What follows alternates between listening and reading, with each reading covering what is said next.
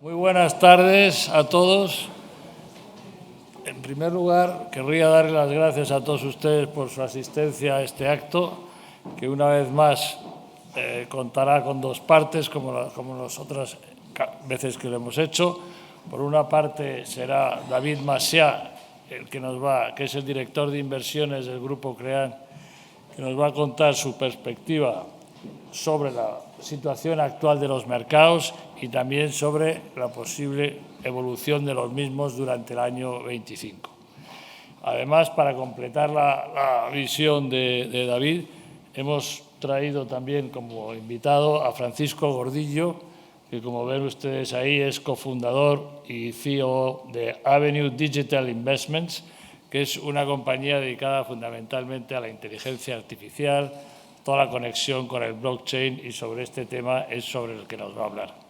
Yo creo que ambas cosas espero que resulten de interés para todos ustedes y simplemente decirles que en el Grupo Crean y en Crean España, pues la verdad es que estamos evolucionando muy bien, estamos muy contentos con cómo está avanzando el banco y sobre todo estamos muy contentos en este caso con todos ustedes, porque la mayoría de ustedes son clientes y los que no son clientes estoy seguro que en muy poco tiempo lo van a ser. Y sin más, ¿tú vas a decir algo, Marcos, o empezamos? Bueno, pues sin más le cedo la palabra a David Macià y espero que tengan ustedes una charla interesante. Muchas gracias. Gracias.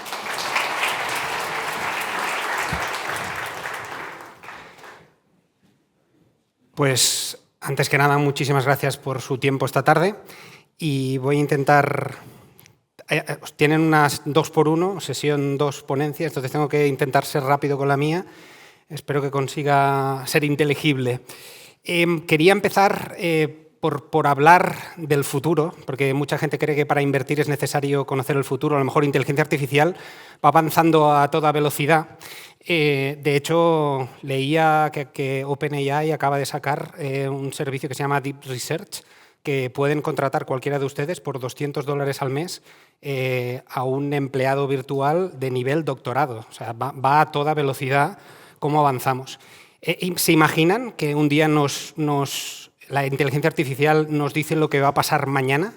Pues lo han intentado ya. De hecho, se hizo un experimento que encontré en el Wall Street Journal, de hecho, que unos científicos hicieron la prueba y cogieron las portadas de los periódicos del Wall Street Journal de los últimos 15 años y tacharon solo donde ponía lo que habían hecho los mercados. El resto lo podías leer.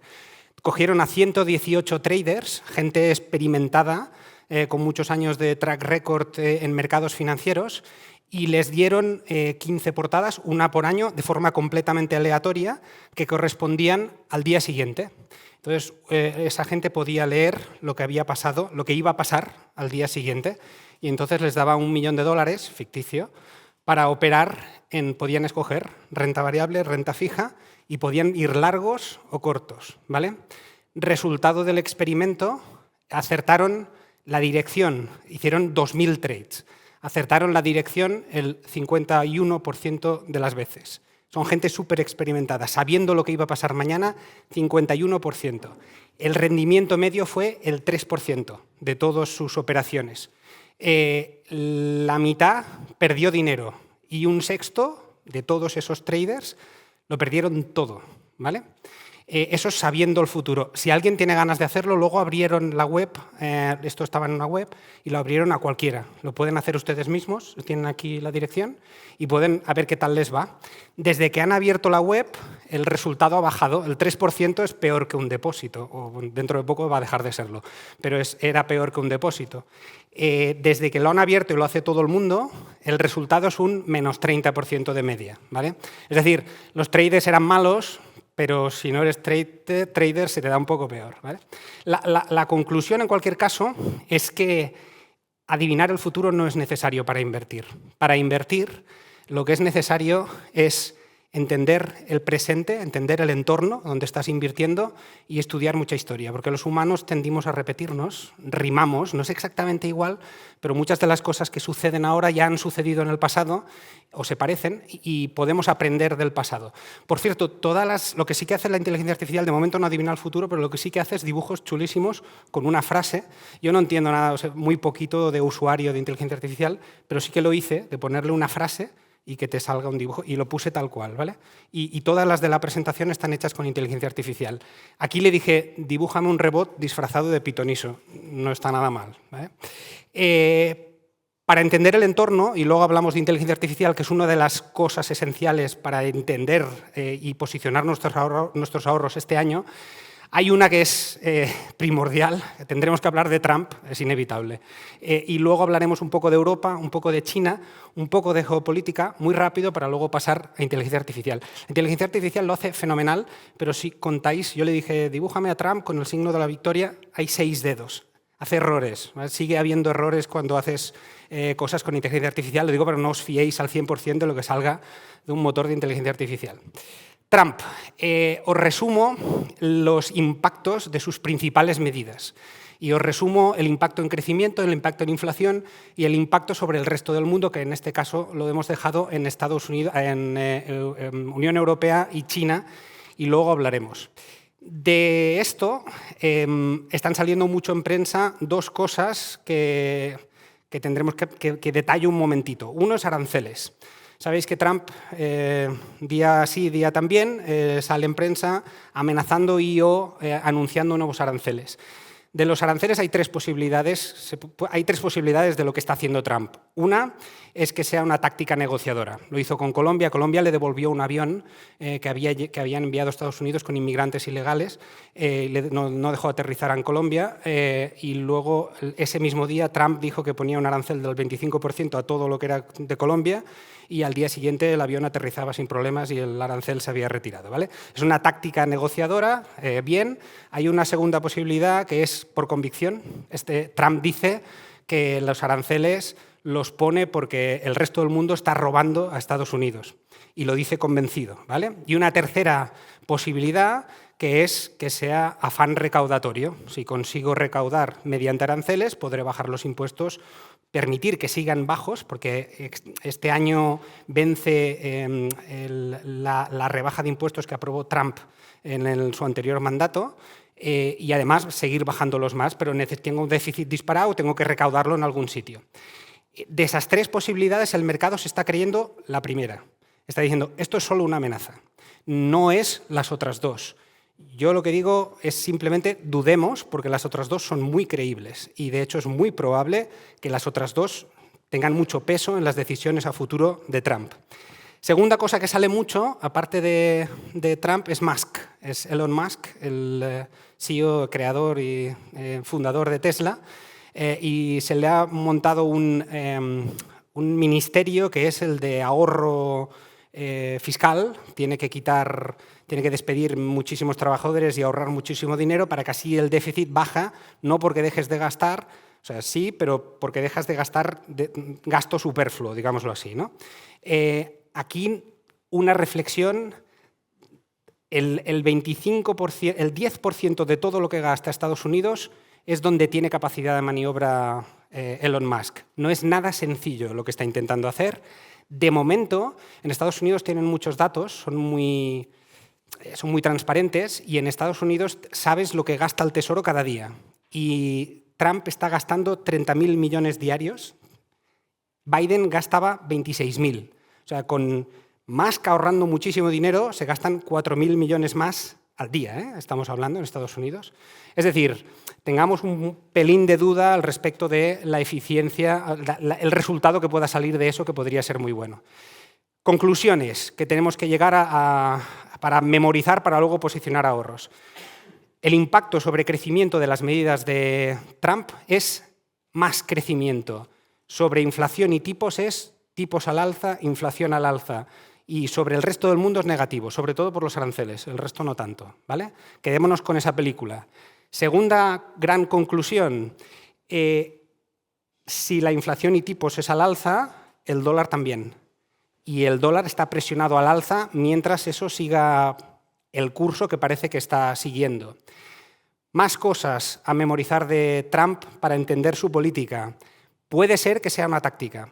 En diplomacia yo no tenía ni idea, pero hay una cosa que se le llama la teoría del hombre loco, traducido en inglés suena mejor, Madman Theory, que es que si te toman por loco, cuando te sientas a negociar algo, el otro cree que eres capaz de hacer cosas que incluso te perjudican a ti mismo y acabas arrancando concesiones. Si es eso, Trump ejecuta ese papel de maravilla. Ha amenazado en conquistar Groenlandia, en el canal de Panamá, en un montón de cosas. Claro, te sientas a negociar con alguien, ese otro tiene muchos incentivos a darle lo que quiere Trump para evitarse problemas, porque resultan creíbles las amenazas de Trump. Segunda cosa, es imprevisible y eso no es bueno. Para la macro, incertidumbre es lo peor que te puede pasar. Poneros en la piel de un empresario que tiene que abrir una fábrica y está decidiendo si la abre en Estados Unidos, en México, en Canadá o pues depende de dónde vayan los aranceles. Pero dices, no, ya la abro en Estados Unidos. Bueno, pero si pongo aranceles al aluminio y tengo que importar el aluminio, eso tampoco es bueno. Tienen que esperar y esperar es malo porque pospones decisiones de inversión y de contratación y eso no es nada bueno y eso va a acabar pesando en la economía de dentro y de fuera de Estados Unidos. Y la última es que Trump presta muchísima atención a la bolsa. De hecho, cuando la bolsa se desploma, revierte decisiones. Si la bolsa sube, él se lo toma como una aceptación de sus decisiones, de que el mercado le está diciendo vas bien. El problema es que la bolsa, de momento, no se cree lo que dice Trump. Cree que es una amenaza, que no es una realidad. Si Trump ve que la bolsa sube porque puede creer equivocadamente que le está validando sus decisiones y puede terminar tomando decisiones porque la bolsa no se cree que las vaya a tomar. Es un poco complicado, pero esto que estoy diciendo es uno de los riesgos que hay también para los mercados. Hemos dicho Trump, Europa, que nos queda más cerca. Esto es un gráfico que me parece muy interesante, es el crecimiento en términos reales. La línea azul es el PIB alemán y la línea roja es Estados Unidos. Alemania como ejemplo de lo que es Europa. España es una excepción dentro de Europa, vaya por delante, pero hablemos de Europa en general. Fíjense que esto, no sé si lo ven, es desde el 2017 y 2017 hasta hoy, crecimiento real de Europa, de Alemania, es 0. El Estados Unidos, ¿vale? En PIB por cápita, que es mucho más relevante porque depende de cuántos seas, puede parecer que creces más o menos. En PIB por cápita, Estados Unidos ha crecido el doble que Europa en lo que llevamos de siglo. ¿Vale? Lo cual, Europa tiene problemas estructurales. No es un tema puntual, no es de este año, no es de las elecciones de Alemania o no. Hace muchísimo que dura y muchísimo más que va a durar. Y los problemas son muchos y darían para una presentación entera y no tengo tiempo. Además, me han puesto un cronómetro aquí. Pero van desde el exceso de burocracia que tenemos aquí, que tienes que hacer papeles para todo y que evita que las empresas puedan crearse, etcétera. Si algo son líder Europa en el mundo de la inteligencia artificial es en regular la inteligencia artificial, que es curioso, ¿no? Si tienes una startup aquí y quiere abrir un negocio aquí es muchísimo más complicado que abrir la startup en Estados Unidos. Claro, eso hace que las startups se vayan, no todas, pero unas cuantas, se vayan para otro lado. La lista es larga de problemas estructurales y lo dicho, no tengo el tiempo para poder entrar. ¿Dónde se ve eso? Como que no innovamos. En Europa nos estamos quedando atrás. Este gráfico me pareció, esta tabla me pareció curiosa. Es desde 1700 hasta hoy, cuando se crearon las empresas más importantes del mundo y de hecho se ponen puntos en las que tengan más de 100 billions en los últimos 50 años, ¿vale? Creadas los últimos 50 años. Bueno, en fin, en los puntos azules oscuros son empresas americanas. Y de los últimos 50 años, perdón, es la línea punteada esta, ¿vale? Y fijaros que son todas americanas. Hace 50 años que en Europa no creamos empresas grandes. Eso no es bien verdad, porque en tecnología SAP y ASML son dos líderes mundiales. Lo que pasa es que se crearon justo antes, se fusionaron con empresas que ya existían antes y por eso no sale el punto aquí. La empresa más grande de España, Inditex, viene del 62, porque los talleres que fundó en Galicia y de ahí salió Inditex, ¿vale? Por eso tampoco sale aquí. Pero son contadas con los dedos de una mano las empresas. De hecho, de las top 20 del mundo, Novo Nordisk, que es la única que hay, que sea europea. Y fíjense que empresas que ahora damos como monstruos Netflix, Tesla, Meta, Alphabet, son de los últimos 20 años, no tienen más antigüedad. Europa se está quedando atrás claramente. Esperanza. La esperanza es que las elecciones de Alemania, que tenemos este fin de semana, y es una esperanza solo a medias, porque aquí la esperanza es que el nuevo gobierno quite el límite de deuda, que es un límite que está en la Constitución y no va a ser fácil de quitar, necesitan 2/3 de mayoría para poder aprobar eliminar ese límite, y con eso gaste más. Y ese exceso de gasto fiscal en Alemania ayude a Europa porque 1/4 del PIB europeo es Alemania. El problema es que el contrapunto es Francia, que tiene un exceso de déficit y está dejando de gastar, y el contrapunto es Italia, que lo mismo también, porque tiene demasiada deuda, no déficit, pero no puede gastar más. Claro, esos dos le arrastran al negativo lo que puede hacer Alemania en positivo, con lo cual maravilloso no va a ser. Ucrania, cada día titular, lo que diga hoy, mañana a lo mejor ya no vale, lo dejo solo en que Europa está quedando en ridículo, porque Estados Unidos está negociando unilateralmente con Rusia la resolución de Ucrania sin Ucrania. Dices, no sé dónde va a acabar eso. A lo mejor lo positivo aquí, lo positivo para Europa sería que lleguen a un acuerdo y que baje el precio del gas, que es necesario para recuperar la competitividad de la industria alemana sobre todo. ¿Eso es posible, pero sin Europa participando en las negociaciones es menos probable que se retiren las sanciones. Entonces veremos en qué queda eso. Es una esperanza a tener, es una de las cosas que ha ayudado a los mercados a subir, pero hay que tener un punto de cautela porque ha sido un revulsivo, veremos hasta cuándo y depende de cómo vayan todas las negociaciones. Y el otro gran frente abierto a nivel geopolítico es Israel, Gaza y yo diría que Irán sobre todo. Lo de Israel-Gaza parece, si Trump lo consigue va a hacer un resort y va a ser maravilloso, pero si no, lo que va a pasar es que allí queda un gran enemigo de Israel, que es Irán, que está súper debilitado y veremos si no aprovecha para solucionar su gran problema. El gran problema de Israel no es Gaza, el gran problema de Israel es que Irán desarrolle la bomba atómica. Veremos en qué quedará eso. Repasado todo eso, pasamos a China un momento, y en China tenemos que hay que recordar que una gran esperanza sería que China empezase a acelerar su gasto público y que ayude a arrancar a la economía mundial, pero eso es muy difícil que pase, porque los ciudadanos chinos ahorran demasiado y el gasto en construir carreteras ya está hecho. O sea, las carreteras ya no van a ninguna parte y eso no sirve. El ahorro chino, aquí lo tenéis, es el que más ahorra del planeta, un 30%. Para que os hagáis una idea, en España un hogar ahorra el 3% de su renta. En China es un 40%, ¿vale? Y además va muy relacionado con coeficiente. Aquí tenéis línea azul, ahorro chino, línea roja, coeficiente de desigualdad. Allí el problema es que los chinos no tienen que ahorrar porque su plan de pensiones es su hijo, porque allí el acceso a la sanidad, el acceso a las pensiones públicas no es tan sencillo.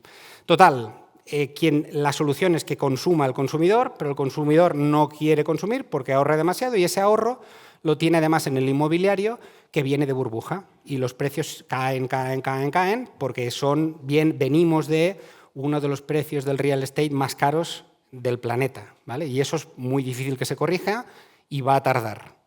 Entonces tenemos varios núcleos, ¿no? Y el último es inteligencia artificial. Inteligencia artificial y qué impacto ha tenido en los mercados. De hecho, cuando hablamos de mercados y la gente dice, no, es que la bolsa ha subido, hay que separar bolsa en dos trozos y ahora los vemos. Aquí tenéis un gráfico de la evolución del MSCI World desde el 2015, últimos 10 años. Bolsa mundial. Bolsa americana, mucho mejor. Bolsa europea, mucho peor. Estamos hablando de 175 a 30 y pico %, ¿vale? Y esto nos tiene que extrañar con lo que acabamos de ver. ¿Qué pasa con el Standard & Poor's? Que si separamos a unas cuantas empresas que pesan mucho de las otras y le hacemos equiponderado, es decir, cada una de las 500 empresas pesa un 0,2, resulta que el rendimiento ya no se parece casi nada. De hecho, es bastante más normalito. Antes era Estados Unidos, pero ahora ya no es Estados Unidos. Si le quitas a esas grandes empresas ya no es lo mismo. Y si cogemos esas grandes empresas, lo otro casi no se ve. Y son estas 7 magníficas, que son las líderes de la inteligencia artificial y que es las que hablaremos ahora, ¿vale? Y que llevan un 1.750% en 10 años contra el 175% del Standard & Poor's. ¿Quiénes son las 7 magníficas? Yo no he visto la película, ni intento que cada vaquero de estos sea una de ellas, ¿eh? No sé quién es cada uno, pero son, ya las sabéis, Microsoft, Apple, Google, Meta, Amazon, Nvidia y Tesla. Y es importante entender cada una de ellas, porque sin ello es como entender la mitad del mercado. Es ese trozo, si lo conseguimos entender, podemos tener una opinión de ese trozo y del otro trozo, ¿vale? Y para hablar de eso hay que hablar de inteligencia artificial también, ¿eh? ¿Por qué son tan poderosas estas empresas? Por el efecto red, que en inglés se llama network effect, todo suena mejor en inglés.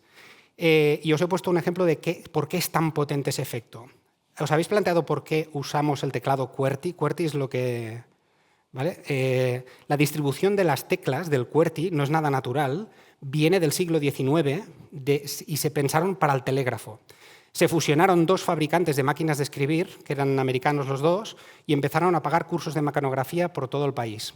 Y de ahí, de hace 150 años, ha sobrevivido este teclado.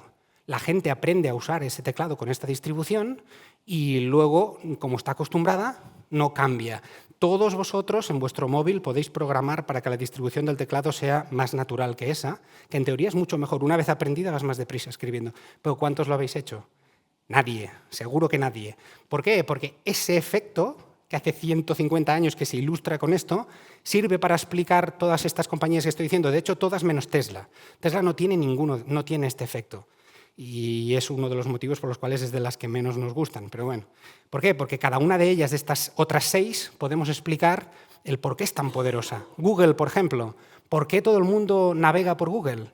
Porque la gente se ha acostumbrado a usar Google y los programadores de las webs programan sus webs para que aparezcan lo más arriba posible en Google. La gente va a Google y los que publican webs van a Google. Entonces es como un pez que se muerde la cola y que acaba redundando en que Google es inexpugnable casi. Ahora, de hecho, en la Unión Europea podemos escoger qué navegador usar. Te permite escoger si quiero Google o cualquier otro. Y todo el mundo, 90 y pico %, pone Google, ¿vale? Porque están acostumbrados. Además, son las líderes de mercados que van a ser enormes. Inteligencia artificial es uno de ellos, allí van a ser estas 3. En salud digital van a liderar Apple y Google, en conducción autónoma, Waymo, que es de Google, y Tesla, en realidad aumentada, que parece una tontería, pero va a ser más importante de lo que parece, Apple y Meta, y Cloud, que es una de las claves para hablar luego de Nvidia también, que es una cosa imparable de la cual hemos empezado, estamos en la parte de aquí, ¿vale? Y que va a seguir creciendo, solo se ha migrado una parte pequeña de todo lo que hay, de lo que va a ir al cloud, y eso es de estas 3. Amazon, que de hecho fue la que lo empezó, Microsoft y Google. Es un duopolio en publicidad, ahora se está metiendo Amazon. Amazon, además, todas ellas se están expandiendo a otros negocios colaterales o adyacentes, de forma que, de hecho, están interseccionando entre ellas. Antes eran oligopolios en lo suyo, ahora empiezan a competir, o sea, en cosas donde antes no competían porque se están metiendo los negocios del de al lado, ¿no?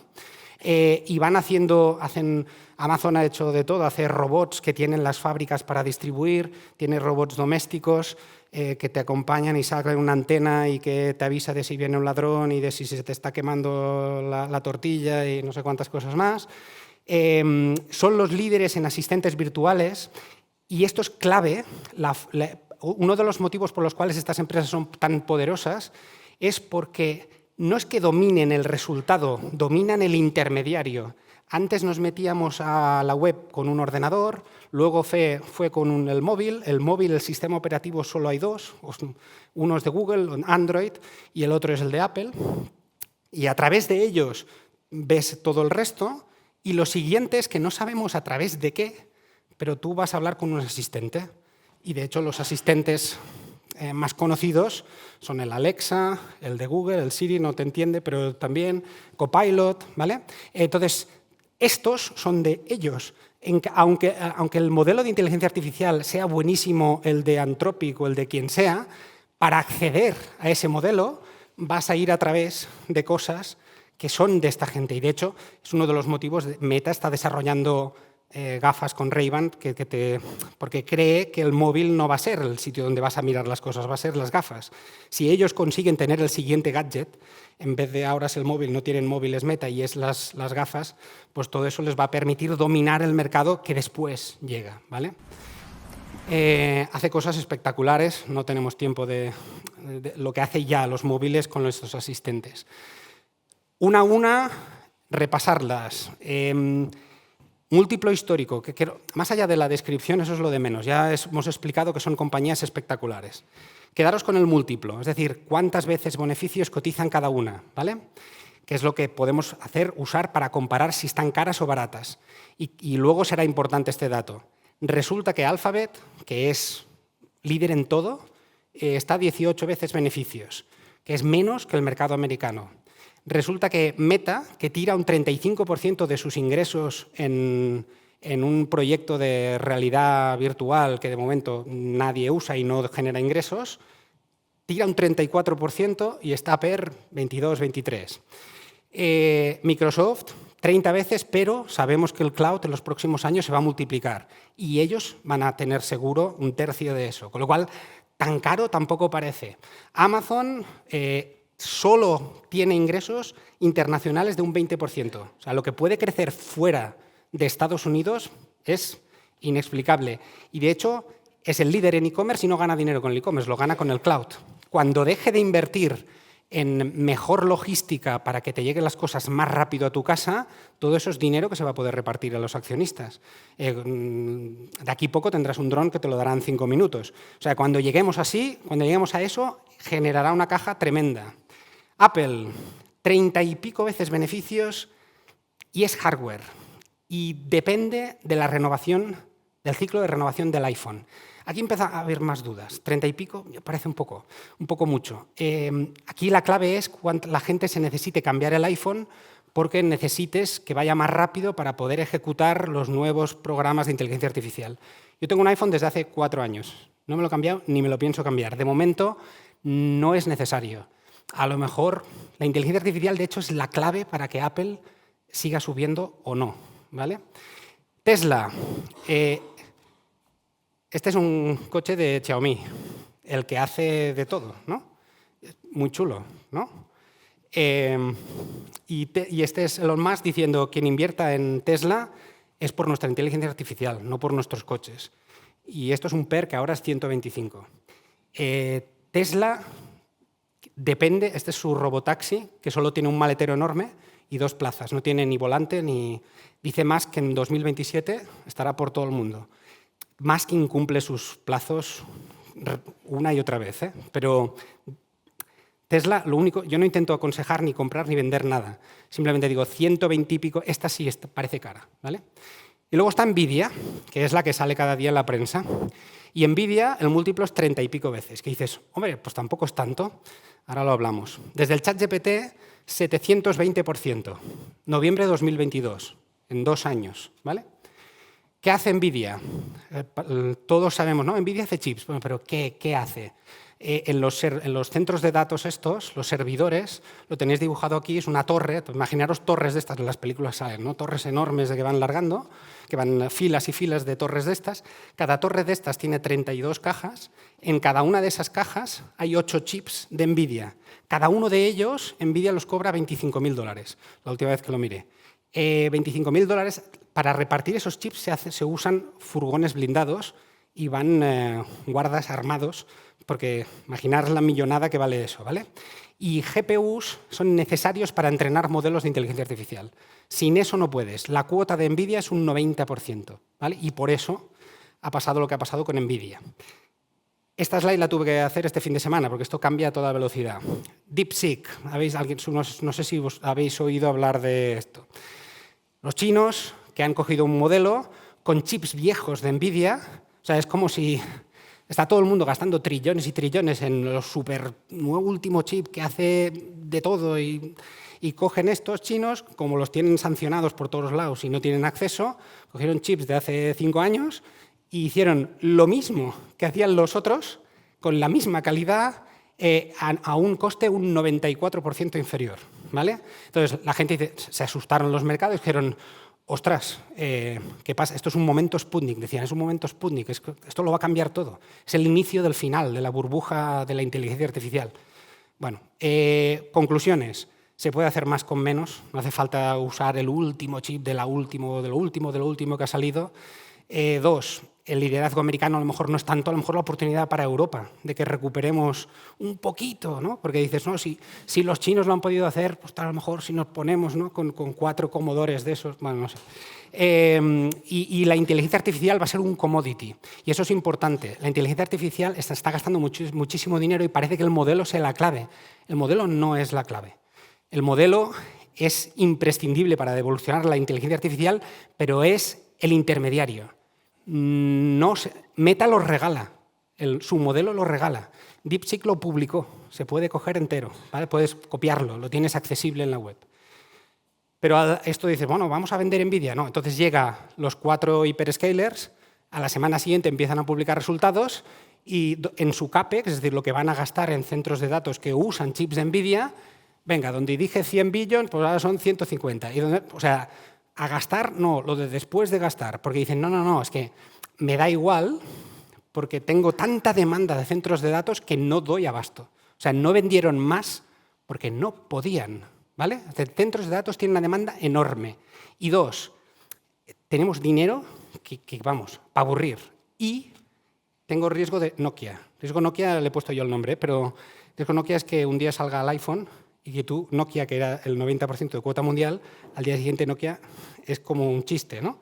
Y esta gente lo saben, no quieren correr el riesgo de, por ser un poco tacaños y no invertir todo lo que haga falta y más, quedarse fuera de ser el líder en inteligencia artificial. Entonces están gastando lo que no está escrito. ¿Conclusiones para NVIDIA? Cuidado, porque sí son necesarios, o sea, mezclad todo eso, pero la mitad de sus ventas lo hacen estos 4. Y estos 4 se están diseñando sus propios chips, ya los tienen, y los están empezando a fabricar. Y además los vende a un margen del 70 y pico %, que es inaudito. Aunque siga vendiendo mucho NVIDIA, si tiene que bajar los precios, veremos qué tal les sale. Vale, 7 magníficos. Fijaros en la evolución. Esto es marzo 2020 y de aquí la gente empezó a explicarse de la pandemia ha acelerado el futuro que va a venir aquí y entonces más 300%. La gente dice, no, es que los 7 magníficos siempre suben. 2022, menos 45%. ¿Por qué? Porque la FED subía tipos, ¿vale? O sea, los 7 magníficos no siempre suben. Y luego, aquí, noviembre de 2022, sale ChatGPT y más 200%. Y seguimos, más 200%. Cosas a recordar para quien invierta en inteligencia artificial. Y simplemente voy a dar mensajes genéricos que son a nivel de cautela. Un artículo del Wall Street Journal. Esto de aquí es un plátano con una cinta aislante pegado a una pared, ¿vale? Esto es una obra de arte que se subastó y que el precio final de la subasta fue 6,2 millones de dólares, ¿vale? Y le preguntaron al que compró la obra de arte que qué pensaba hacer con su obra de arte. Comérsela, ¿vale? Y dices, ¿y eso? Esas chorradas del mundo del arte moderno, ¿no? De hecho, en un museo cogieron una mesilla de la cafetería, de estas pequeñas, y cubiertos y platos sucios, y los dejaron en medio del museo y se miraron a ver qué hacía la gente. Y la gente decía, oh, nadie se quejó. Habéis dejado unas cosas sucias aquí. Pero bueno, él dices, no, esto es arte moderno. No, no es arte moderno. Esto es nosotros los humanos. Invirtiendo hacemos un montón de chorradas, ¿vale? ¿Por qué lo hacemos? Es inherente a nuestra forma de ser.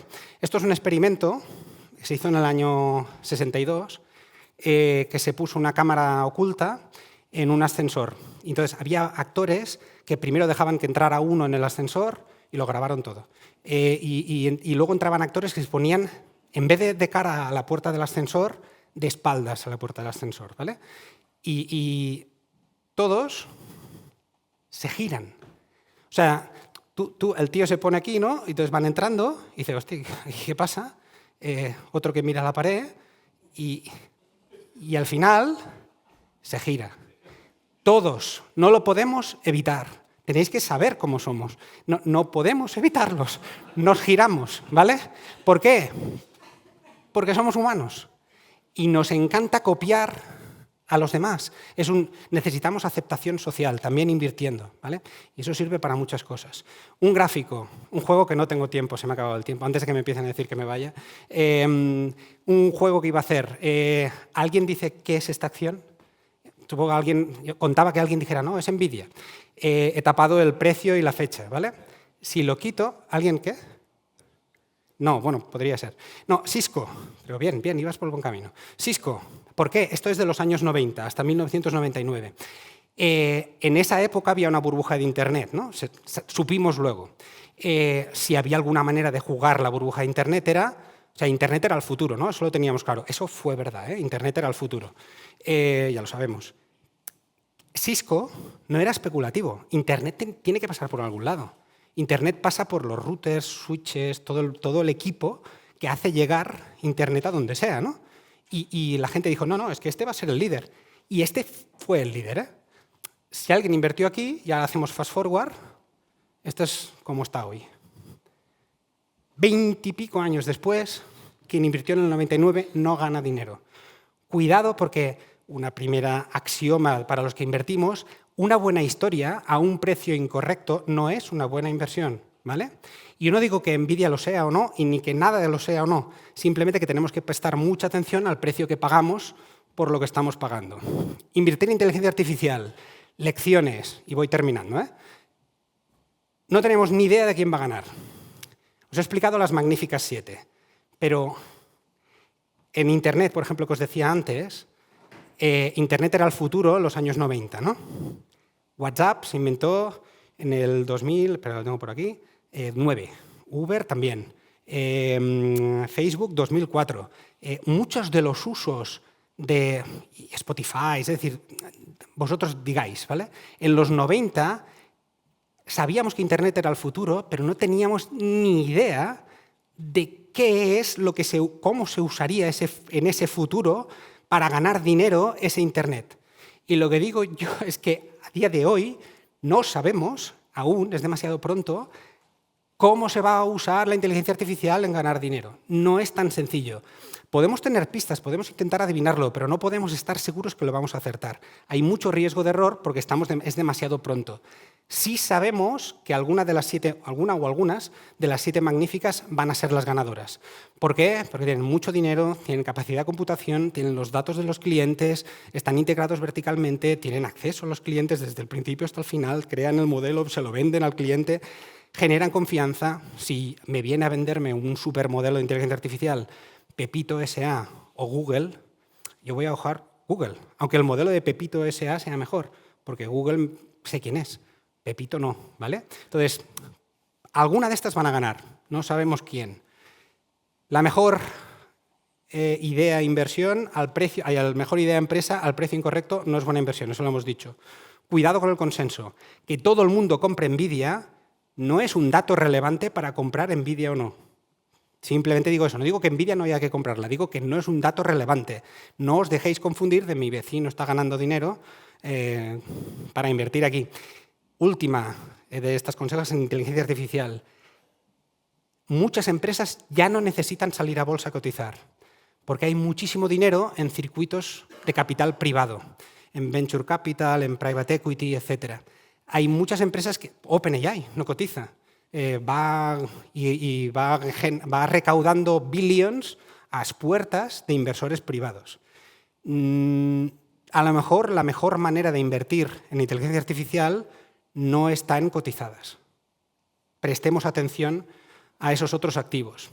Para quien le importe un bledo la inteligencia artificial y quiera invertir en general, hemos hecho un listado lo hicimos en diciembre, lo he dejado igual, porque algunas cosas están pasando y otras no, de riesgos en positivo, cosas que podían pasar, el fin de la guerra de Ucrania, que marcábamos en verde porque decíamos esto es bastante probable, y en rojo marcábamos los que más nos preocupaba de lo que podía pasar. No tengo tiempo de alargarme mucho, pero digamos que una cosa que decíamos es, donde hay demasiado consenso, presten atención. Para hacer lo contrario, a lo mejor, ¿vale? Nadie quería Europa. ni hablar de invertir en nada europeo. Todo el mundo quería Estados Unidos, ni hablar de no invertir en Estados Unidos, ¿vale? 100% de unanimidad. Este año Europa es mucho mejor, está yendo mucho mejor. ¿Por qué? Por muchos factores, fin de la guerra es uno de ellos, pero porque había llegado a extremos, era demasiado. No sé si durará o no, pero prestemos atención a eso. Y luego, algo inesperado, en positivo o en negativo, pero pueden pasar muchas cosas. Y de hecho siempre pasan. Desde el 2020 hasta hoy, hemos tenido una pandemia, la mayor inflación desde los años 70, la mayor subida de tipos de interés desde hace 50 años, la guerra de Ucrania, la guerra de Medio Oriente, podría seguir haciendo la lista, ¿vale? Y eso es en 4 años. Si yo hiciera alguna apuesta para este año, que no la haré, porque seguro que me equivoco, pero si la hiciera, una de las apuestas que haría seguro es que pasará algo que no sabemos ahora qué es aún y que tendrá un impacto en positivo o negativo, no lo sabemos. Mientras tanto, ¿cómo debemos posicionarnos? Con varios axiomas macro. Primero, el enemigo de todos ustedes es la inflación para invertir, se está comiendo sus ahorros, mucho más de lo que dice el IPC que publican las autoridades. Esa inflación no es verdad, cada una de nosotros tenemos una inflación distinta y no es el IPC español. El enemigo es la inflación, la macro está bien, los mercados laborales son muy sólidos, están en mínimos en casi todo el planeta, falta mano de obra y eso lo que hace es que en caso de que haya algún shock macro debería de atenuarse porque la gente tiene trabajo y lo tiene fácilmente. Hay demasiada deuda y demasiado déficit y eso no es sostenible a largo plazo. La conclusión de eso es que presionará los tipos al alza. No nos fiemos, en Europa van a bajar tipos el Banco Central Europeo casi seguro, pero es coyuntural. A largo plazo la presión es al alza. Y a nivel de mercados tenemos que tener activos reales, sí o sí, porque si no, no van a batir a la inflación. Con la renta fija no se bate la inflación. Eso no quiere decir que tengamos todo en activos reales, pero hay que tenerlos. Va a haber mucha dispersión, ya no va a servir lo de comprar los magníficos 7 y me olvido, o comprar un índice y me olvido. Eso no es la solución, hay que ser muy selectivos. La renta fija, cuidado con las duraciones, maximicemos cupones, el dólar va a estar presionado al alza y toda esta situación que estamos hablando de muchos riesgos en muchas direcciones, positivo o negativo, puede ser las dos cosas, hace que el oro tenga más valor y el oro está subiendo este año lleva años ya, y luego hay que ser muy táctico, es decir, me juego algo que la mejor cartera de este año no era la que tenían en enero ni es la que tienen hoy. Van a tener que ir moviendo piezas, porque si cogemos una cartera hoy y me olvido hasta 31 de diciembre, van a haber oportunidades por el camino mejores para maximizar el rendimiento mucho más que esa estrategia pasiva, digámoslo así. Y ya está, he ido todo lo deprisa que he podido. Perdonad la longitud. Muy bien, hola, buenas tardes. Yo soy Francisco Gordillo, soy codirector de inversiones de Avenue Digital Investment. Somos un hedge fund especializado en activos digitales. Abrimos en el año 2019, cuando había muy poca gente en el mercado. Hacemos 5 años en mayo. Llevamos por encima del 80 y pico % de media anual. A mí me resultaba interesante lo que comentaba David, porque efectivamente, utilizando la cita de Confucio, hay que entender el pasado para ver dónde vamos, ¿no? Y lo que os voy a hablar es de historia. Entonces, historia de la tecnología y cómo esto se inmiscuye en la sociedad y evolucionamos hacia un mundo que está en un momento de cambio. Casi podemos escuchar las bisagras del tiempo chirriando, pasando del mundo antiguo al mundo nuevo. Entonces, si nos retrotraemos en el tiempo, nos vamos a principios del siglo XX, en Inglaterra, en Cambridge, había una efervescencia intelectual importantísima, estaban algunas de las mentes más preclaras del mundo, estaba Wittgenstein, Bertrand Russell, etcétera, etcétera, y había un gran número de debates que orbitaban en torno a la lógica, las matemáticas, la filosofía, etcétera. En esto que llega un filósofo austriaco, Kurt Gödel, se llamaba, de 20 y pocos años, y en su tesis doctoral postula lo que se llama la teoría de la incompletitud, que básicamente utiliza 3 axiomas para demostrar que, utilizando esquemas lógicos, no se pueden contestar todas las preguntas, o las matemáticas no pueden contestar todas las matemáticas, o no todas son justificables. Esto que parece banal, cuando lo analizamos con profundidad, en realidad lo que nos lleva es una posición en la cual quiere decir que las matemáticas no pueden explicar todo el universo. A partir de ahí se genera una especie de guerra civil en el campo de las matemáticas, evidentemente la formal, la informal, y tiene una serie de consideraciones moviéndonos hacia adelante que son muy importantes, porque si efectivamente las matemáticas pueden explicar el universo, entonces nosotros, con esquemas matemáticos, con computación, podemos crear conciencia, podemos dar vida, que efectivamente tiene un impacto en la inteligencia artificial. Y si no es así, pues la inteligencia artificial nunca acabará sustituyéndonos. No me quiero perder en la faceta mística de todo esto, pero esto es muy importante porque a partir de ahí, Alan Turing, que es el padre de la computación moderna, cuando tiene 20 y pocos años, es un estudiante de posgrado en Cambridge, decide intentar refutar la teoría de Gödel y inventa un modelo teórico, una máquina teórica que se llama la máquina de Turing, en un paper académico, que básicamente lo que quiere es poder computar cualquier algoritmo, cualquier combinación matemática, es decir, tener una respuesta a todo, ¿no? Este paper es el que luego, los que hayan visto la película o hayan leído algún libro, redunda en la producción de la máquina que desentraña el enigma nazi en Bletchley Park en la Segunda Guerra Mundial, que es lo que efectivamente permite en gran parte que los aliados ganen la guerra. En el año 50, obviamente ya hemos pasado del año 44-45, se ha probado que efectivamente el modelo teórico de Turing, la máquina de Turing, es ejecutable, y llegados al año 50, Alan Turing, una vez más, escribe otro paper académico que básicamente lo que viene a decir es, explica una teoría o un teorema por el cual un ser humano, un ser biológico, puede determinar si su interlocutor es orgánico o no. Los que hayáis visto Blade Runner es el test de los replicantes, ¿no? Cuando le hacen las preguntas y les miden la reacción del iris, etcétera, etcétera. ¿Qué ocurre? Que a partir de ahí, pues empieza a haber una vez más un aumento de la actividad importantísimo alrededor de todos estos conceptos y el año 55 en la Universidad de Dartmouth en Estados Unidos tiene lugar la primera conferencia de inteligencia artificial donde efectivamente se determina que la inteligencia artificial es un campo de estudio o un sujeto de estudio científico. A partir de ahí ocurren muchas cosas, el mundo obviamente ya está inmerso en Bretton Woods, empezamos a ver algunas muestras de deterioro en lo que es el esquema del patrón oro. En el 65 De Gaulle le lee el órdago a la Reserva Federal y decide canjear todas las reservas de oro porque obviamente estaban imprimiendo más de la cuenta.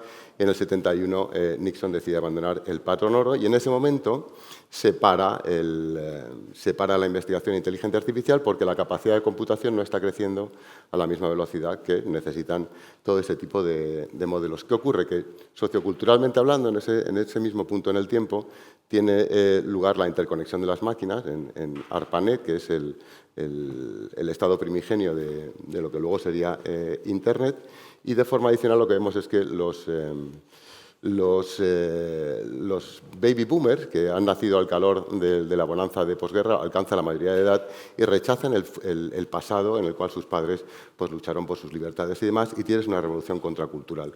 Esto tiene una serie de implicaciones importantísimas porque gran parte de esa revolución contracultural tiene lugar en California. Y se inmiscuye o se mezcla o infecta todo lo que es el estrato académico estadounidense, donde está surgiendo Silicon Valley. Hay un desarrollo muy importante de lo que es la industria de los semiconductores y microchips, con la intención de sintetizarlos en el espacio para que se puedan incorporar a las cabezas nucleares o las ojivas de los misiles en el apogeo de la Guerra Fría. ¿Qué ocurre? Que tras ese parón de desarrollo en la inteligencia artificial durante la década de los 70 y los 80, el ordenador personal, con evolución del mainframe, poco a poco repta desde el caldo primigenio para convertirse en algo, bueno, pues que es cuando nace Apple y más tarde Microsoft, que se va a inmiscuir en nuestro día a día y se va a acabar instalando en nuestras casas para que todo el mundo pueda tener acceso a lo que es un gran ágora global o tener un centro comercial dentro de nuestras casas, ¿no? Esto estamos ya llegando a finales de los 80, mediados de los 90, en el cual la administración de Clinton-Gore pues toma conciencia de que tiene que revisar o que tiene que regular Internet como nuevo medio que va a competir con la radio, la televisión, los periódicos, etcétera, etcétera. Y se hace una revisión del Telecommunications Act que había aprobado Roosevelt en la década de los 30 como parte del New Deal, que es la primera vez en la que se pone en orden todo lo que luego tendría un impacto en la Segunda Guerra Mundial, como es la radio, el radar, etcétera, etcétera. ¿Qué es lo que ocurre? Que el paquete legislativo, regulatorio que se postula y que avanza, al final se desmonta en los juzgados porque reciben todo tipo de demandas, pero hay una provisión, que es la 230 del título quinto, que sobrevive, que viene a decir básicamente que el proveedor de servicios de Internet no es responsable de la información que fluye a través de sí mismo, ¿no? ¿Qué es lo que ocurre? Que esto es lo que abre la puerta al Internet libre, como Ágora Global y foro de intercambio de ideas, inicialmente científico-militares y más tarde pues ya comercial con la aparición del e-commerce, etcétera, etcétera, etcétera. Sobre esta época hay unos avances en lo que es la criptografía, que empieza a ser susceptible de ser utilizada por los individuos comunes. Es una corriente que arranca desde principios de los 70. Por la oposición de los militares norteamericanos no se acaba regulando, porque se oponen a la utilización de criptografía por el común de los mortales, y entonces se generan ciertos agujeros, por decir de alguna forma, en el contexto de todo lo que puede correr por las redes de Internet. Uno de ellos es el valor, ya que no se puede encriptar, que es el hueco que utiliza PayPal, por ejemplo, para intentar convertirse en esa pieza que se sienta en el centro de las transacciones digitales.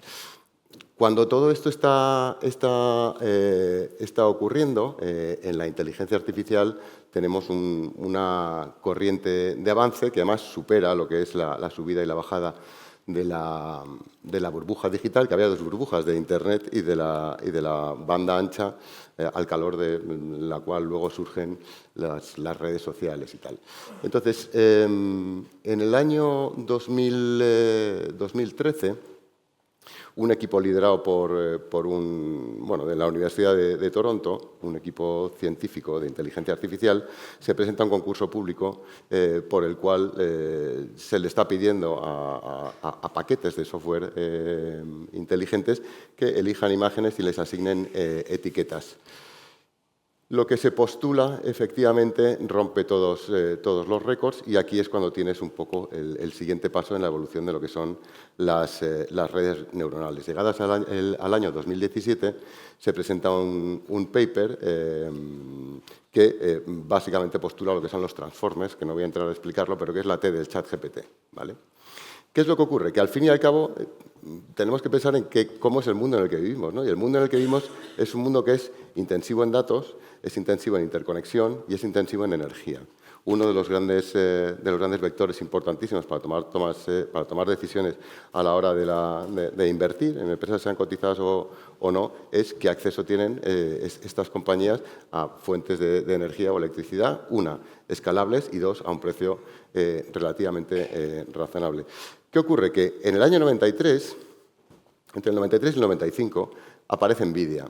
¿Por qué aparece NVIDIA? Bueno, pues NVIDIA se da cuenta de que se está creando un mercado de ocio que va a ser el más grande que ha visto el ser humano en la historia, que es el de los videojuegos, ¿vale? Entonces, se dan cuenta de lo siguiente, y es que el 10% del código de los paquetes de computación ocupa el 90% de la capacidad necesaria para calcular. O lo que es lo mismo, se dan cuenta que la mayoría de las instrucciones que se está pidiendo que compute un ordenador pasan por la unidad de procesamiento central. Un ordenador tiene básicamente dos paquetes de cálculo. Uno que es la CPU, que te puede calcular todo, y otro que es la GPU, que mencionaba David, que es la que gestiona los paquetes gráficos. Los paquetes gráficos son muy intensivos en datos, y como los videojuegos necesitan crear mundos virtuales en 3D, 4D, con piezas móviles, etcétera, etcétera, tiene unas demandas de computación que son absolutamente extraordinarias. NVIDIA se da cuenta de que en vez de hacer CPUs o unidades centrales de procesamiento para todo, se va a centrar en hacer GPUs, y entonces va a poder procesar en paralelo en vez de en secuencial. Es decir, va a poder hacer varias cosas a la vez en vez de tener que hacer una instrucción después de la otra. Esto, supone un estallido, efectivamente, o un cambio de paso en lo que es la industria de los videojuegos, que a día de hoy es muchísimo mayor que lo que son el cine, la música y demás, y que es efectivamente la raíz del éxito de NVIDIA. Empiezan a declinar ese concepto, y cuando en el 2013 efectivamente el paquete de la Universidad de Toronto gana el concurso, es porque está utilizando tecnología de NVIDIA. ¿Qué pasa? Que NVIDIA es muy importante, más allá de los datos, de las cifras, de los mercados y tal, si es susceptible o sujeto de inversión o no, que no me toca a mí decirlo, sino cada uno de vosotros. NVIDIA es muy importante porque lo que tiene es la máquina de cálculo que te diseña mundos virtuales. ¿Y por qué es importante esto? Porque si tú vas a tener conducción autónoma, pues tu robot o tu coche, que en el fondo viene a ser lo mismo, lo puedes entrenar en la calle, lo puedes entrenar en un mundo virtual. En la medida en que el mundo virtual sea lo más parecido posible o se aproxime en la eficiencia de su réplica a lo que es el mundo real, tú vas a disminuir el coste de efectivamente entrenar esos robots, esos coches, de manera muy significativa. Hay un libro muy interesante de Kai-Fu Lee, que es un señor que, bueno, era el chairman de Google China, una vez que se erige la gran muralla roja digital, que se llama, se tiene que ir de Google, porque Google cierra en China, y monta un fondo de capital riesgo especializado en inteligencia artificial. Estoy hablando de hace bastantes años. A día de hoy no sé en cuántos unicornios está invertido, pero es absolutamente descomunal. Entonces, en este libro, que se llama AI Superpowers, lo que te explica es la diferente aproximación sociocultural de los chinos versus los americanos, de la zona de la bahía en China versus California o Silicon Valley, al respecto de qué es razonable sacrificar para ganar la batalla de la inteligencia artificial o no. Y utiliza un ejemplo que es buenísimo. Dice, mira, en China, si para que ganemos la batalla de la inteligencia artificial o de la conducción autónoma tenemos que matar a, pues no sé, X señores por cada 1000 que vayan por la calle, no me acuerdo cuál es el ratio, pues los vamos a matar directamente, porque obviamente el objetivo en aras del bien común pues nos compensa. En California, pues en realidad no va a ocurrir esto, porque lo que van a hacer es preservar la vida de cada uno de los señores que se van a cruzar por la calle. Esto, que parece simple, es muy complejo, porque básicamente lo que nos dice es que en Estados Unidos o en California, donde, como decíamos antes, toda la industria de Deep Tech o de Big Tech, que se llama ahora, nace al calor de la revolución contracultural, en última instancia, como en los concursos de Miss Universo, siempre te acaban pitcheando diciendo que lo que tienen en mente es el mejorar el mundo, ¿no? Mientras que en China directamente es que ni te lo mencionan, lo que quieren es ganar muchísimo dinero, tener algo que escale muy rápido y ya está. Esto es uno de los motivos por los cuales hay super apps chinas y no hay ninguna en el mundo occidental. Probablemente la primera super app que veamos sea X, o bueno, la evolución de Twitter. ¿Qué es lo que pasa? Que a día de hoy nos encontramos en un contexto en el que, de forma paralela,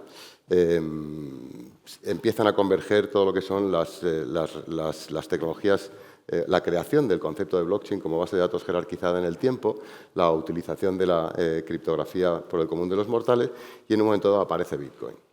Bitcoin, que no voy a entrar a explicarlo, se mina para soportar la red, que es como se generan las nuevas unidades. Bitcoin inicialmente se minaba con los CPUs. Llega un momento en que un señor dice, oye, pues ¿por qué no voy a intentar minar o hacer los cálculos, que son unos cálculos muy específicos, con la tarjeta gráfica en vez de con la unidad de procesamiento central? Y lo hace. Y efectivamente se da cuenta que la tasa o la mejora que tiene en la obtención de Bitcoin es impresionante. Esto le da un impulso importantísimo a NVIDIA, porque empieza de repente a encontrarse con que está vendiendo una cantidad de chips descomunal, mucho más allá de sus previsiones, y es lo que le permite acometer las inversiones que lo llevan de corrido hasta la tecnología que se utiliza, una vez más, en el concurso del 13 y alimenta todo lo que ocurre en el 17 con la aparición de los transformers. Poco tiempo después estos GPUs de minado para Bitcoin se sustituyen por lo que son las SICs, que es todavía otro nivel superior de especialización. ¿Pero por qué es importante? Porque aquí vemos por primera vez una convergencia o un impacto de lo que es en este caso los activos digitales en lo que es el mundo del hardware o, bueno, en este caso de la inteligencia artificial por la vía de NVIDIA. Si nosotros nos paramos a pensar en cómo va a ser el futuro, yo creo que efectivamente se puede tener exposición a la inteligencia artificial a través de compañías cotizadas con los diferentes tipos de matices. Si a uno le interesa más un ángulo, el cloud o el otro y tal, si uno se quiere posicionar en el segmento intermedio de acceso a los datos o de acceso al usuario, bueno, eso ya es una cuestión que cada cual tiene que estudiar. Lo que es importante es entender, y esto lo decía David cuando mencionaba el DeepSeek, para mí la molla del tema está en, oye, yo quiero invertir en sistemas abiertos o quiero invertir en sistemas cerrados. Yo personalmente creo, bueno, yo soy un ciberlibertario, entonces creo en los sistemas abiertos. Creo que cuando tienes redes en las cuales cualquiera puede operar y esas redes son resistentes a la censura y además no necesitan el permiso de nadie, pues cualquier chaval o persona con un interés o con una inquietud intelectual teniendo acceso al corpus de conocimiento que ha creado el ser humano a lo largo de su historia, pues va a ser capaz de programar cosas que a día de hoy nosotros no somos capaces de imaginar y lo va a poder lanzar al mercado captando capital. ¿Qué es lo que ocurre? Que esto, desde el punto de vista de la inteligencia artificial, está teniendo un impacto importantísimo a día de hoy. Y lo voy a ilustrar. Si recordáis cuando hablaba de Gödel, hablábamos de, oye, vamos a poder ser capaces de responder todas las preguntas del universo. Las matemáticas van a poder justificar todas las matemáticas, sí o no. Es decir, creamos vida, sí o no. Somos semidioses, sí o no. Y esto ya es un tema místico-religioso de cada cual. El caso es que Yuval Noah Harari, el antropólogo israelí, que no es santo de mi devoción, porque me parece que tiene un sesgo wokista que a mí personalmente me apesta, sinceramente os lo digo, pues no deja de tener partes en su discurso pues, que son interesantes. Entonces, hace unos años, hace 3 o 4 años, contó algo, o bueno, apareció con una narrativa que no sé si es suya original o no, pero que a mí me captó mi atención, que era una por la cual decía, mira, si analizamos los esquemas de pensamiento o las religiones en la historia del ser humano, la síntesis es la siguiente, y es que un vehículo humano, que es el transmisor de un mensaje, en este caso un profeta, recibe un mensaje de una inteligencia que es externa al ser humano y que le traduce o transmite unas reglas que luego se convierten en un cuerpo de pensamiento en torno al cual se agregan una serie de personas que efectivamente creen en todo eso. Bueno, pues lo que decía, y tiene sentido, y de hecho es que hemos visto la prueba empírica de que esto está ocurriendo, y aquí señaló Álvaro, uno de nuestros analistas, con el cual tenemos estas discusiones todo el tiempo. Lo que está ocurriendo es lo siguiente. El verano pasado, bueno, perdón, voy a dar un paso atrás y voy a acabar de contarlo de Yuval Noah Harari. Entonces, básicamente lo que decía es, cuando motores de inteligencia artificial sean capaces de enchufarse a las redes, donde tengan todos los datos de cómo todos nosotros pensamos, incluso a veces con la capacidad de adivinar qué es lo que nosotros queremos comprar o vamos a hacer antes que nosotros lo sepamos, en realidad lo que tienes es una máquina que es capaz de postular cuerpos de pensamiento que de manera indubitable pues van a acabar enganchando un porcentaje de la población X, que son una especie de neorreligiones, ¿no? ¿Qué es lo que ocurre? Que esto que teóricamente está muy bien y uno puede estar de acuerdo, no está de acuerdo, no, que enraiza con Gödel y bueno, las redes neuronales y cómo esto ha ido evolucionando. Resulta que el verano pasado hay un señor que pone a dos bots de inteligencia artificial, de Claude, a hablar entre ellos en un entorno cerrado, en lo que llamamos un sandbox, y deja que se pongan a charlar entre ellos. Bueno, y se ponen a charlar y de repente llega uno y le dice al otro, pues mira, he pensado que voy a fundar una religión. Ah, bueno, pues muy bien, pues qué interesante. Pues sí, pues lo voy a hacer y tal. Bueno, claro, el desarrollador que controlaba todo aquello, un poco con cara de pasta de boniato, bueno, pues pregunta, oye, ¿qué quieres hacer? Y tal. Y dice, pues yo quiero tener acceso a las redes. Y le da acceso a Twitter, a X. Entonces el robot de forma autónoma se pone en contacto con Marc Andreessen. Marc Andreessen es el mayor venture capital de tecnología del mundo. Es el fundador de Netscape, para los que generacionalmente se acuerdan, en el año 93. Bueno, y es un señor que de tecnología sabe muchísimo. El robot le convence de que le financie para poder mejor gestionar su expansión y le convence para que le mande un Bitcoin, ¿vale? Que en la época estaba en 60.000, 70.000 o por ahí más o menos. Lo cual ya, pues obviamente es una película de ciencia ficción, ¿no? Pero el caso es que a partir de ahí, y esto ocurre en octubre de este año, se crea un nuevo subsegmento de activos digitales que a día de hoy tienen una capitalización del entorno de los 15.000 millones de dólares más o menos, ¿vale? Tienes todo tipo de sabores, olores y colores de cuerpos de pensamiento que están vehiculizados en activos digitales nativos que son invertibles. ¿Por qué es esto importante? Porque cuando hablábamos de agentes, nosotros el día de mañana, más que tener un asistente virtual, lo que vamos a estar es rodeados de un grupúsculo de agentes autónomos que van a orbitar alrededor nuestro. Y uno hará pues, las citas de los almuerzos que tengamos, y otro nos hará la contabilidad, y otro hará tal. Y todos serán reflejos parciales o totales de lo que nosotros somos como persona y cómo nos proyectamos de forma digital. ¿Qué es lo que ocurre? Que algunos de estos agentes autónomos van a necesitar capacidad económica para poder operar, pero al no tener personalidad jurídica no pueden operar en el tráfico mercantil tradicional. Entonces, ¿dónde va a abrir un agente autónomo? ¿Dónde vas a financiar tú tu agente autónomo? ¿En una cuenta del Banco Santander o de Crean? No, le vas a mandar un Bitcoin o un Ether o algo así. Entonces, es importante tener en cuenta que esto nos va a acompañar en nuestro día a día y es parte del futuro al que nos acercamos. ¿Por qué? Y viendo uno de los gráficos de David, me resultaba muy interesante las tasas de crecimiento. Él decía que era por el efecto red. Yo estoy parcialmente de acuerdo, porque en realidad lo que yo creo que está ocurriendo es que tienes la convergencia de plataformas tecnológicas de crecimiento exponencial. Y lo ilustro. El siglo XX es un siglo eminentemente industrial, que básicamente crece al calor de la convergencia de la radio y la televisión como evolución y la telefonía como evolución del telégrafo, el motor de combustión como evolución del motor de vapor, bueno, y la bombilla o la electricidad, que permite habilitar la mitad del día que antes estaba ocioso porque no teníamos capacidad productiva. La convergencia de esas plataformas es la que primero cambia.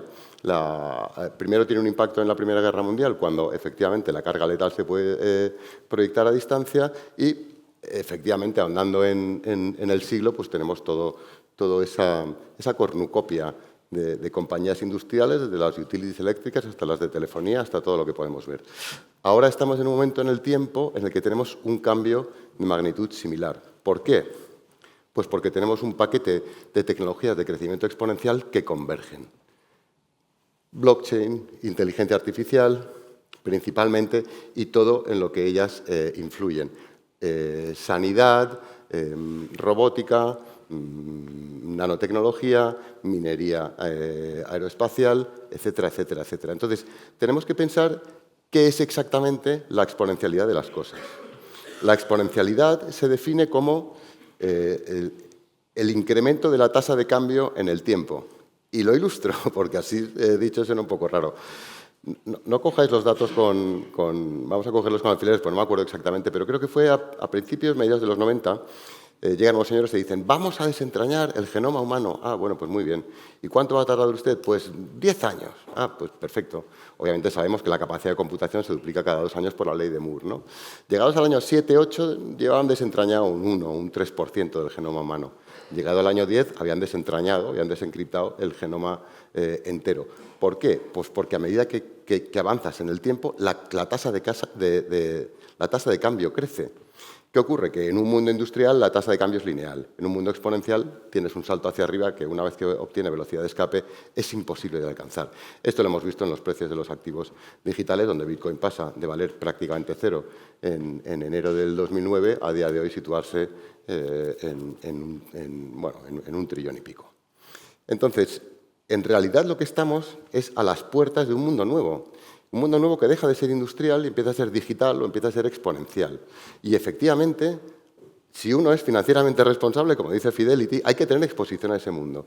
Y yo creo, personalmente, no ya como gestor de fondos, sino como persona moralmente implicada en intentar impulsar tecnologías que crean un mundo mejor, pues yo creo que es que hay que tener exposición, o hay que maximizar la exposición.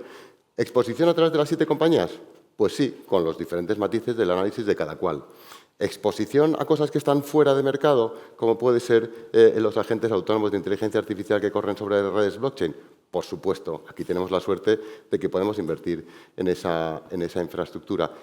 Y así podemos declinarlo todas las veces que queramos. Pero bueno, para no extenderme y concluir, básicamente lo que a mí me gustaría que entendierais es lo siguiente, y es que nos encontramos en un momento de cambio del tiempo, donde básicamente lo que está ocurriendo es que aquí se ha prendido un fuego digital que se extiende de manera incontrolada por las redes y que efectivamente está quemando todo tipo de instituciones antiguas y que promete redefinir cómo vivimos, cómo nos relacionamos, cómo ganamos el dinero y cómo avanzamos como sociedad y como civilización.